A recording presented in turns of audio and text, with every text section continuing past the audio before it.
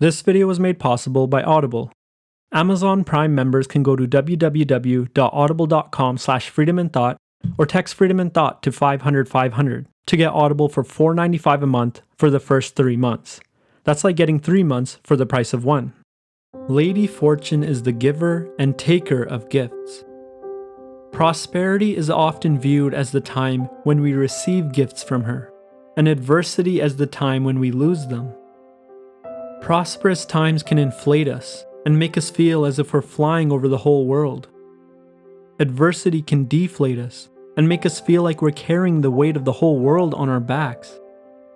Seneca, a Stoic philosopher, believes that this prosperity-adversity dichotomy is an illusion.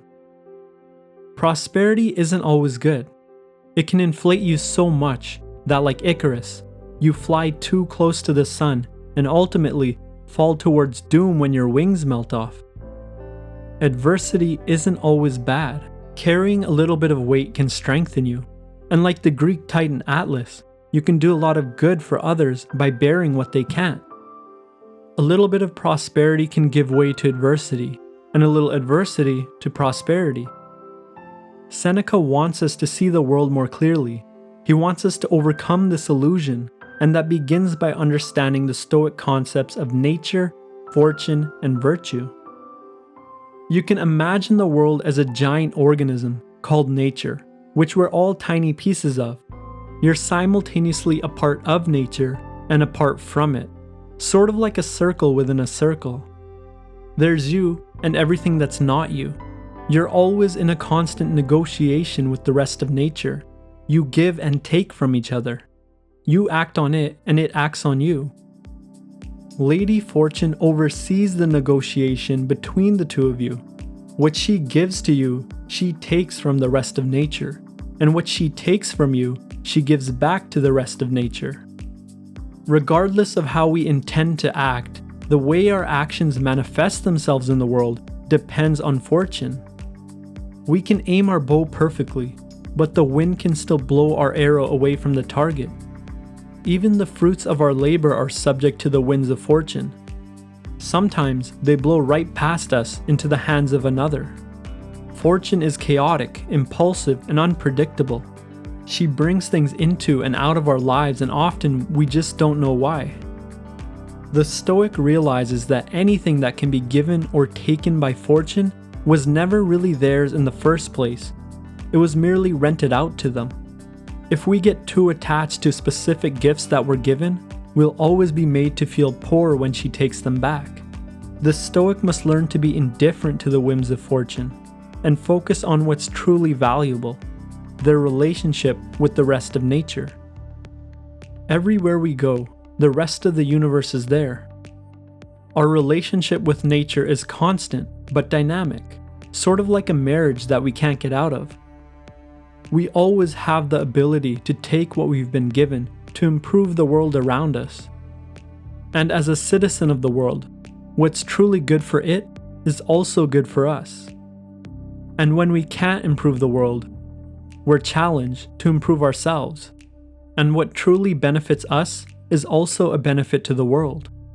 Remember that in the Stoic point of view, we're all parts of a greater whole called nature. We're all interconnected.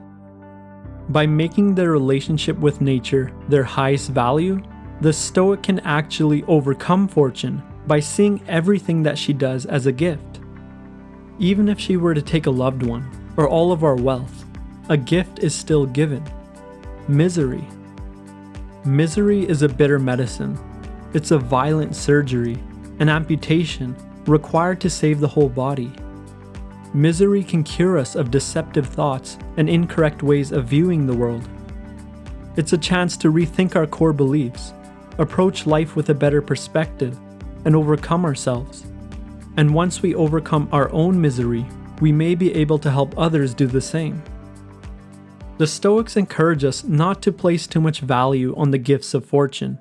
They're always in flux. But wherever you go, two things will always remain: your character and the universe around you. You can always act on the world to improve it, and it can always act on you to improve you, but that's only if you allow it to. The person who can turn everything that fortune gives them, even when it's misery, into a benefit for themselves and the world around them is virtuous. The virtuous person overcomes fortune. No such thing as a loss can exist for them. Everything that they've been given becomes everything that they need to better themselves and the world around them. In a sense, the one who overcomes fortune becomes fortune, and they gain the ability to create their own good luck. Hey guys, I'd like to thank our sponsor, Audible. Amazon Prime members can use the link in the description to get Audible for $4.95 a month for the first 3 months. That's like getting 3 months for the price of 1. Audible has an unmatched selection of audiobooks, including Audible Originals, which are exclusive audio titles created by celebrated storytellers from worlds as diverse as theater, journalism, literature, and more. You can get way more out of your day and empower yourself by listening to audiobooks while commuting, exercising, or even biking. If you're interested in learning more about Stoicism, I recommend listening to How to Be a Stoic by Massimo Pigliucci. Amazon Prime members can get Audible for $4.95 a month for the first 3 months. After that, it's only $14.95 a month. This offer ends on July 31st, 2019. Visit audible.com/freedominthought or text Freedom in Thought to 500 500 to redeem your offer. As always, thanks for watching, and I'll see you soon.